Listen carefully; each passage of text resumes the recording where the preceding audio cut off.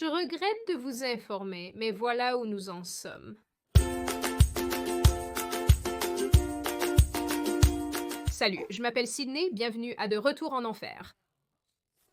J'ai donc commencé à travailler sur cette vidéo il y a un petit moment lorsque Victoria's Secret a commencé à s'effondrer. Puis la marque a annoncé qu'elle revenait à la sensualité et abandonnait sa transformation féministe. Apparemment, transformation féministe signifie laide et grosse. Mais depuis lors, plusieurs choses se sont produites qui m'ont fait comprendre que les mouvements pour accepter les obèses et de positivité corporelle sont en chute libre. Ne vérifiez pas la ceinture de sécurité. Ne vérifiez pas la ceinture de sécurité. Choquant, je sais. Qui aurait pensé que des mouvements dédiés à l'obésité échoueraient? Pas moi. Qui l'aurait pensé? Pas moi. L'acceptation et la normalisation de l'obésité ont été en accélération depuis un certain temps, et avec l'émergence de TikTok, l'activisme pour les obèses a décollé et a prospéré, convainquant des milliers de personnes que l'excès de poids n'est pas seulement tout à fait bien, mais sain. Nous devons activement déconstruire l'idée que la perte de poids et le fait de devenir plus mince est synonyme de santé et de bien-être. Nous avons besoin d'arrêter ça. Ce n'est pas s'attirer le diabète et ensuite se plaindre du privilège des minces. Je viens de réaliser à partir de cette dernière prise, je devrais probablement reconnaître, c'est encore cette période de l'année où mes bras et mon visage sont de couleurs différentes parce que ça ne me dérange pas de bronzer ici, mais je ne veux pas que cela aille au soleil à cause des lignes. Jugez-moi si vous voulez, je refuse de ressembler à un sac de fromage flasque.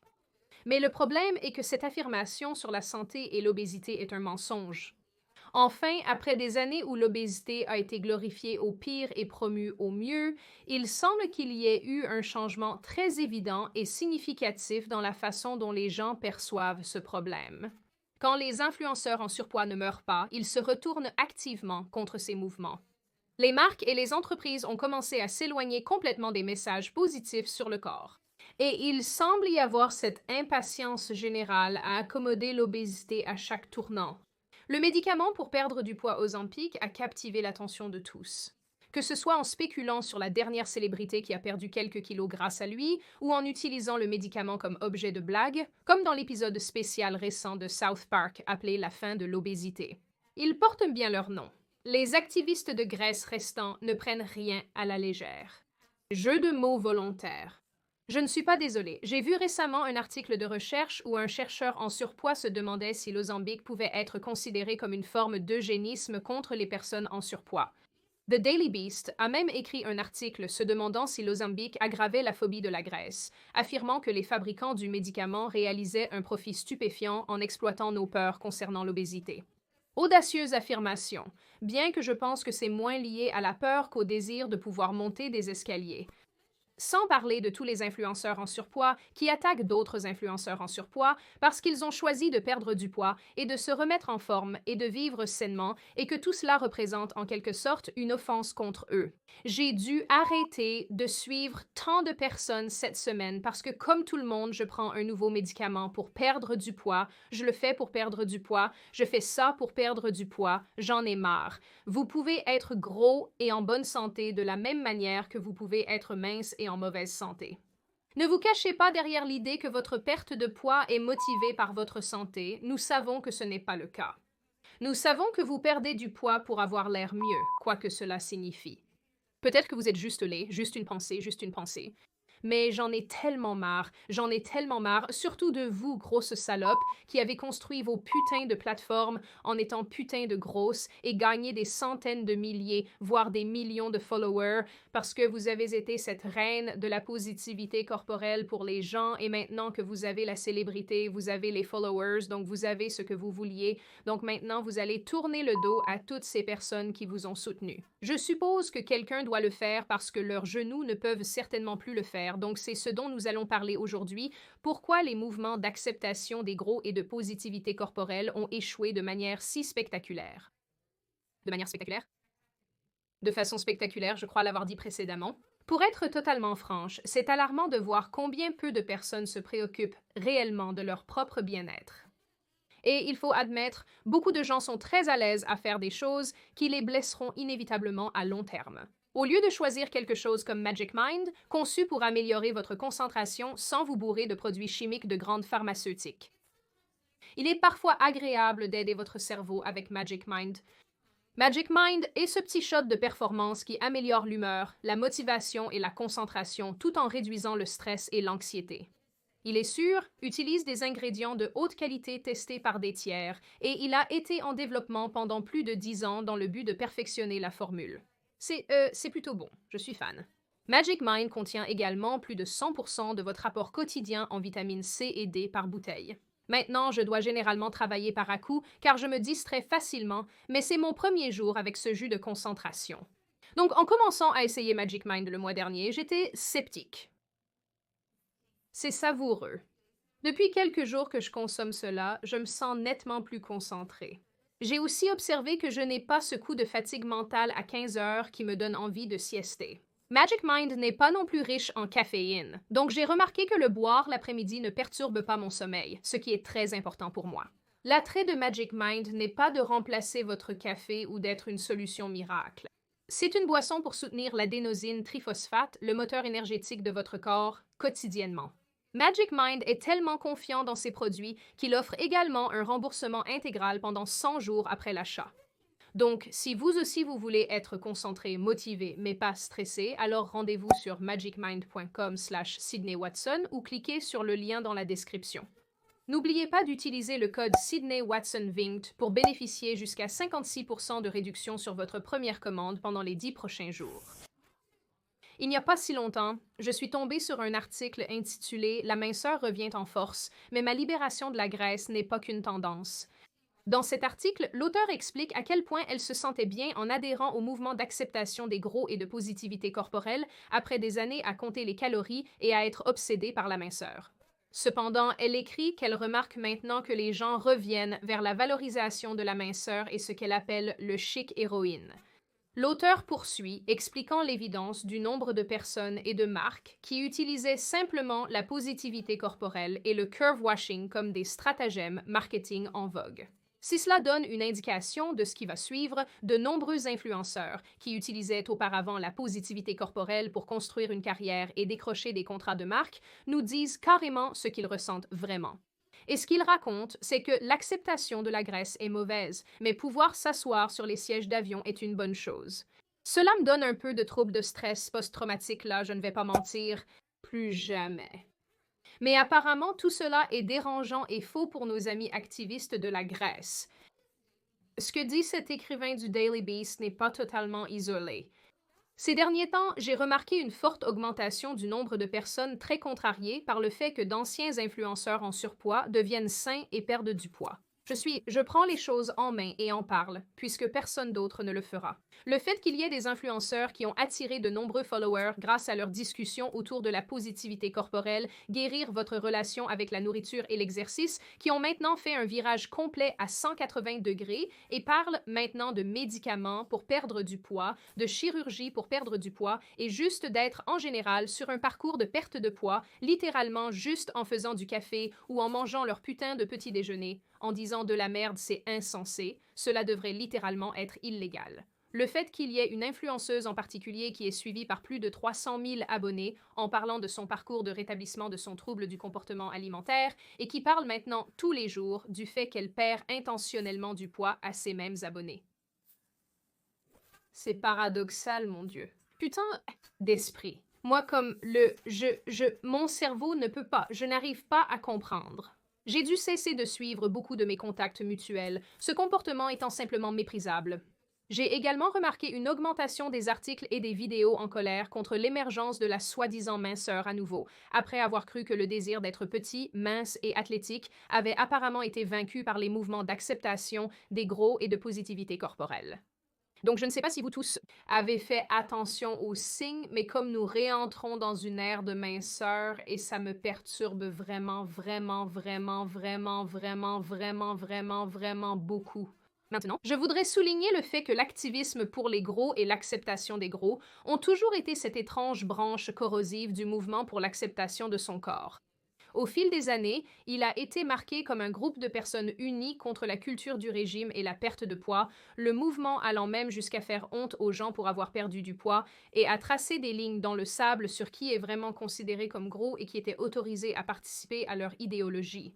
Maintenant que la positivité corporelle a été cooptée par tous les corps et que les gens célèbrent enfin les filles de taille moyenne, mince et les personnes qui ont parfois des rondeurs, les personnes en surpoids sont toujours les moins bien loties de ce mouvement.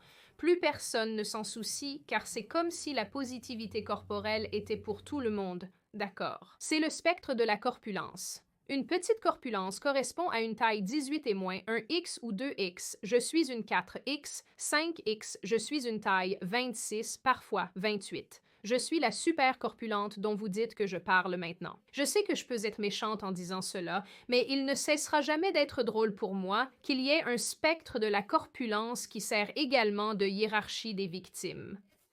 Surtout étant donné que votre corpulence est directement liée au nombre d'opinions que vous êtes autorisé à exprimer.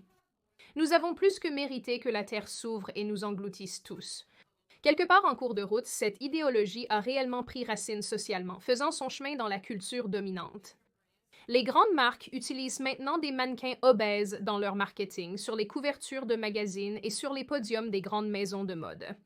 Des femmes comme Lizzo et Tess Holliday sont apparues comme des célébrités et des modèles notables dans le mouvement d'acceptation des gros. Et partout, il semblait que l'idéologie faisait des progrès sérieux. J'ai abordé longuement dans une précédente vidéo les origines du mouvement de positivité corporelle, pour rappel à ceux qui découvriraient. En l'état, il y a 3 idées principales qui sont souvent regroupées et souvent discutées de manière interchangeable. La santé à toutes les tailles, la positivité corporelle et l'acceptation des gros. La version 2024 de tout cela est principalement des personnes en surpoids criant à la discrimination et étant très en colère contre les médecins. Le mouvement de la santé à toutes les tailles a véritablement pris de l'élan dans les années 70 et 80. Pendant cette période, l'accent était fortement mis sur le fait d'être mince plutôt que d'être athlétique ou en bonne santé. Cette époque a introduit des régimes drastiques tels que le régime de la soupe aux choux et les femmes en particulier se voyaient fréquemment prescrire des médicaments pour réduire leur appétit et plus encore. Je suis sûre que ce mythe vient de là. Garder les femmes au foyer mince. Après la mort de la chanteuse Carol Carpenter, qui a subi un arrêt cardiaque et est décédée à 32 ans en 1983 après avoir souffert d'anorexie pendant plusieurs années, la culture des régimes extrêmes et la minceur ont été catapultées à la conscience publique.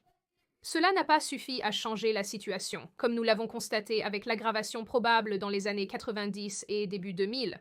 Comme mentionné précédemment, des femmes telles que Jessica Simpson étaient considérées comme grosses alors qu'elles étaient seulement de taille 4. Mais aujourd'hui, avec l'essor d'Internet et après des décennies où ces normes corporelles étaient au premier plan, la santé à toutes les tailles a trouvé une place sur le site web maintenant principalement défectueux, Tumblr. Oui, tout ce qui est mauvais commence avec Tumblr. Et de là, elle a grandi et muté, d'abord en positivité corporelle, qui a commencé comme une idéologie encourageant les gens à se sentir à l'aise dans leur propre peau, quelles que soient leurs imperfections, puis en acceptation de la graisse, la nouvelle idée qui dénigrait le régime, la perte de poids, et rejetait totalement l'idée d'être mince et athlétique en faveur de l'acceptation de votre poids, peu importe combien vous grossissez. Et c'est pourquoi je ne vois aucune raison pour laquelle nous ne devrions pas ramener les lobotomies.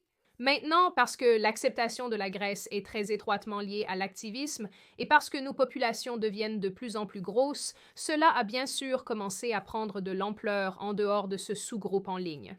Bientôt, cela a été adopté comme un stratagème marketing par de nombreuses marques qui ont vu une opportunité d'atteindre une toute nouvelle démographie hautement motivée. Les marques de vêtements ont commencé à proposer des tailles de plus en plus grandes. Des grandes marques comme Victoria's Secret ont abandonné ces anges au profit d'un groupe de personnes plus éclectiques. Et tout ce qui était moins que cela, tout ce qui était considéré comme conventionnellement beau ou athlétique ou mince, était presque diabolisé. Nous offrant un marketing vraiment, vraiment étrange. Laissez-moi vous dire autant. Genre, qu'est-ce que c'est ça? Et pourquoi? Quoi qu'il en soit, c'est plus ou moins là où nous en sommes ces derniers temps. Voir l'obésité normalisée partout, les réseaux sociaux et surtout TikTok remplis d'individus en surpoids qui jugent absolument tout comme étant grossophobes, et le reste d'entre nous devenant de plus en plus épuisés et impatients au fil du temps. Et l'effet net de tout cela, que certains d'entre vous ont sûrement déjà remarqué, c'est que bien que nos populations deviennent de plus en plus grasses et grasses, il y a eu un énorme déplacement loin de ces mouvements. Pourquoi les marques et les entreprises choisiraient de quitter le navire est assez évident. Ils ont finalement compris que les cris en ligne, l'activisme et les applaudissements pour ces initiatives ne se traduisent pas réellement en ventes tangibles. Les activistes qui aiment parler grands jeux en ligne ne mettent pas réellement leur argent là où est leur bouche, et franchement, nous non plus. J'aime mes produits sans le son à côté. Merci. Nike, vous entendez? Tu n'es pas ma mère, sans parler du fait que les activistes de la Grèce croient vraiment que les entreprises ne sont pas simplement là pour gagner de l'argent et profiter des tendances, et qu'ils croient réellement au principe de l'acceptation de la Grèce et promeuvent ces idéologies radicales, c'est fou. Ah, j'aimerais vivre dans ce niveau de délusion. Mais je déteste te l'annoncer, Sandra, Calvin Klein se moque de ta guerre contre les minces. Il vaut également la peine de se rappeler que la saga Bud Light de Dylan Mulvaney a permis une prise de conscience pour les marques et les entreprises partout. Bien que cette situation n'ait évidemment rien à voir avec l'acceptation des gros, c'était un signal que le mépris flagrant pour les opinions de la personne moyenne n'allait tout simplement plus faire avancer les marques financièrement et socialement. Donc les entreprises que nous obtenons ont du sens. Et ces influenceurs et anciens activistes de l'acceptation des gros, qu'a causé leur ce revirement? Eh bien, pour faire simple, d'après ce que je peux évaluer, être gros à long terme et juste être gros en général est assez difficile. Je ne parle pas de la partie alimentation, je parle simplement de l'exécution des tâches de base. Il semble qu'avec le temps, ces influenceurs ont réalisé que le message des mouvements de positivité corporelle et d'acceptation des gros était globalement trompeur, les maintenant dans une boucle absolument misérable de douleur et de malheur. Début 2023, une personnalité d'Internet nommée Gabriela Lascano, j'espère que je l'ai bien prononcé, a fait un TikTok expliquant pourquoi elle s'était éloignée du mouvement d'acceptation des gros et pourquoi les femmes ne devraient pas privilégier leur surpoids au détriment de leur santé.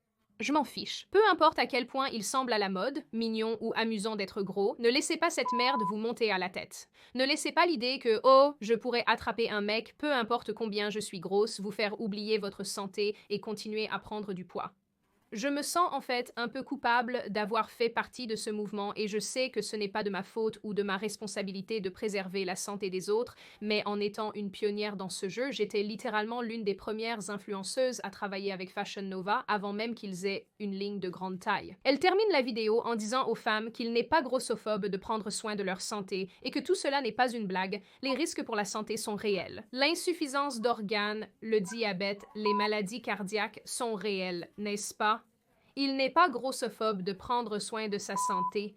Aimez-vous à toutes les tailles, portez ce que vous voulez, mais n'oubliez pas que votre cœur doit fonctionner, mes chéris. N'oubliez pas que votre glycémie doit être stable. Aucune quantité de photos Instagram mignonnes et d'être une influenceuse ne va empêcher votre cœur de s'arrêter si vous consommez du bacon tous les jours. Et cela vient de quelqu'un qui apprend ses leçons maintenant, elle-même. Comme prévu, un tas de gens se sont beaucoup énervés contre moi et m'ont accusé d'abandonner le mouvement et d'être une horrible diablesse. J'ai inventé ce dernier, mais vous avez compris l'idée. Nombreux TikTok indignés ont été créés. Mais la virulence que Lascano a vécue n'est pas unique, et honnêtement, c'est une composante vraiment triste de ces mouvements. Chaque fois que vous essayez de faire quoi que ce soit pour vous améliorer, on vous hurle dessus et on vous accuse de perpétuer la grossophobie. Car à ce stade, tout ce qui a trait à la santé, à la forme physique et à l'amincissement est considéré comme grossophobe. C'est « je déteste être ici ». Plus tôt, en 2024, une autre influenceuse ronde nommée Rosie Beam a posté une story Instagram où elle expliquait en toute transparence « Je n'ai aucun remords ou honte à parler publiquement de ma perte de poids.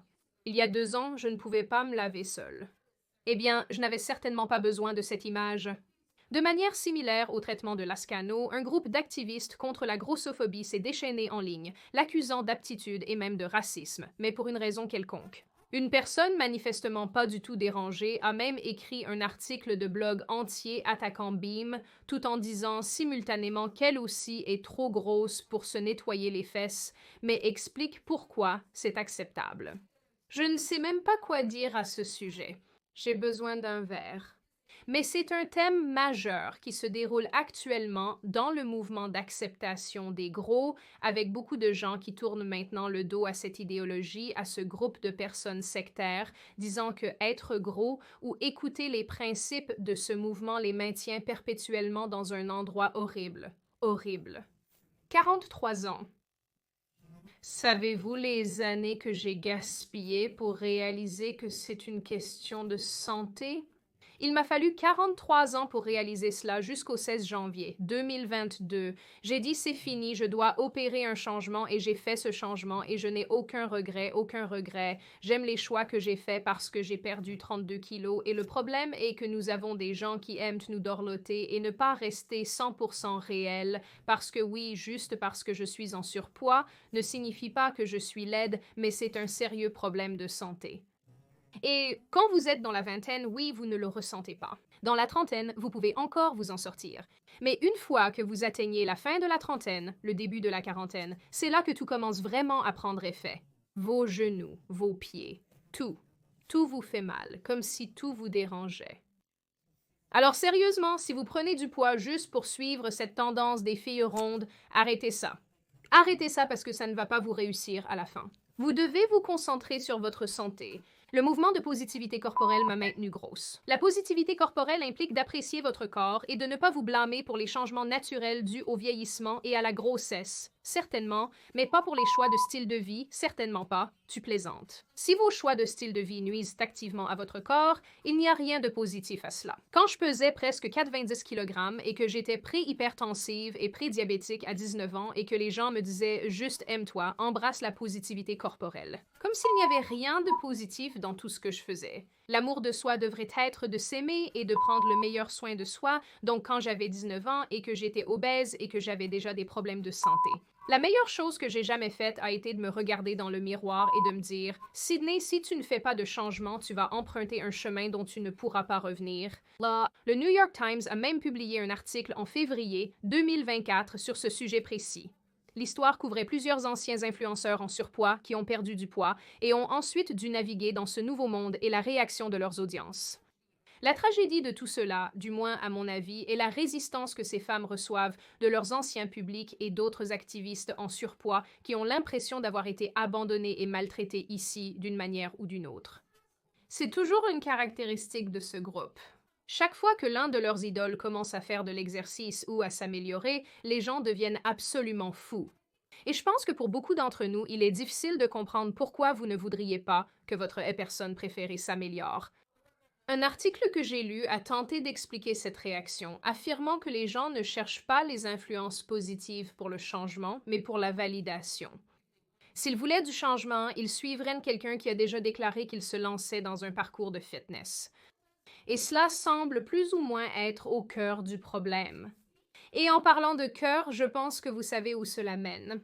Il y a une dernière partie très importante de l'échec de ces mouvements dont je voulais parler, et c'est le décès des activistes de la Grèce et des personnes acceptant leur surpoids. Vers la fin de 2023, plusieurs médias ont publié des articles sur le décès de plusieurs personnes notables du mouvement d'acceptation de la Grèce avant l'âge de 45 ans.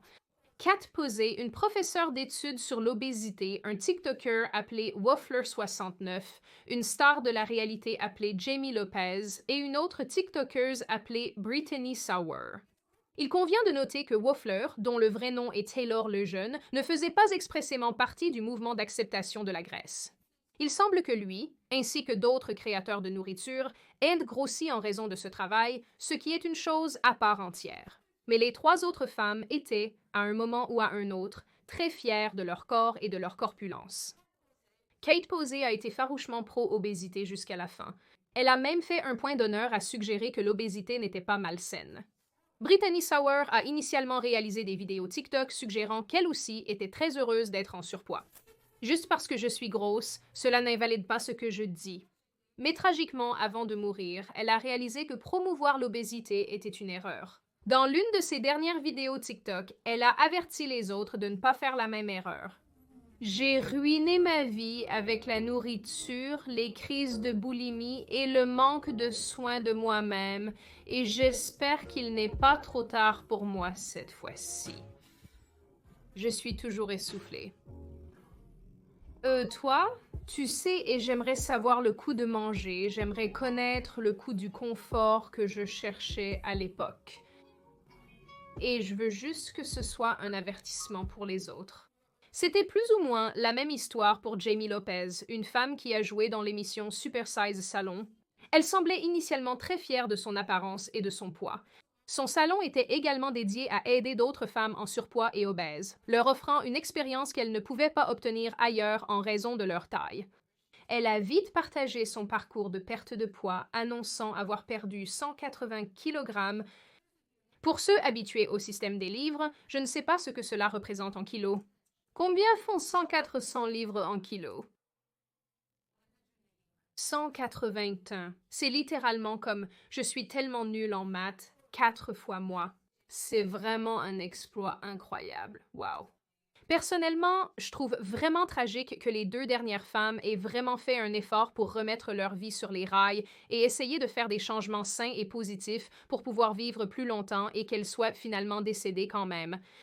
Et pendant ce temps, le même groupe sectaire de personnes qui a promu les idées qui ont conduit à leur mort en premier lieu continuera à les promouvoir à l'avenir.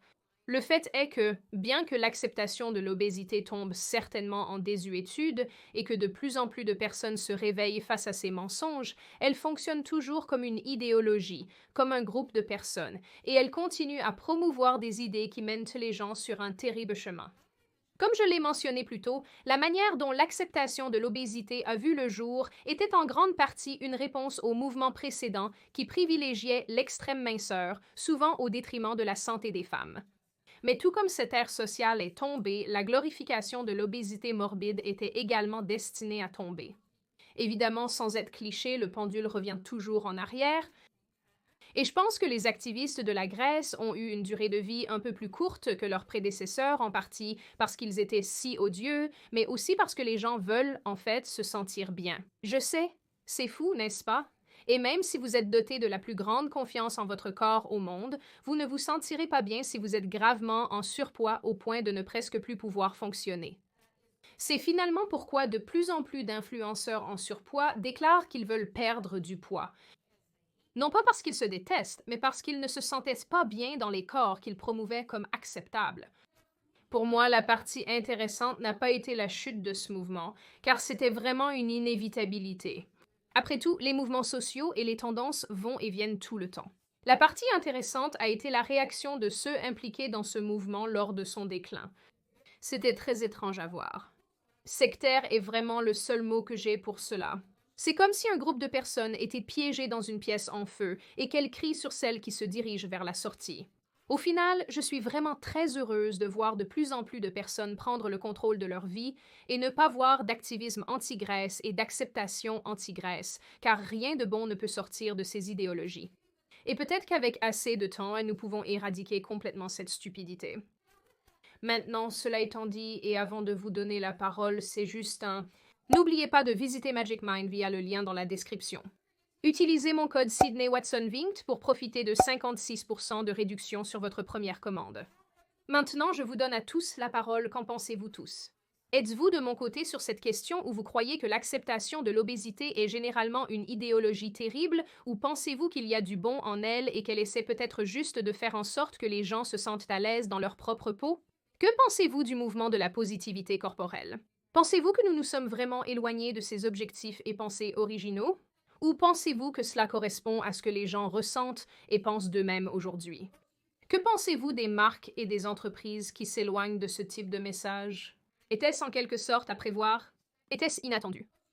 Que pensez-vous des activistes gros qui attaquent leurs semblables qui essaient de se remettre en forme?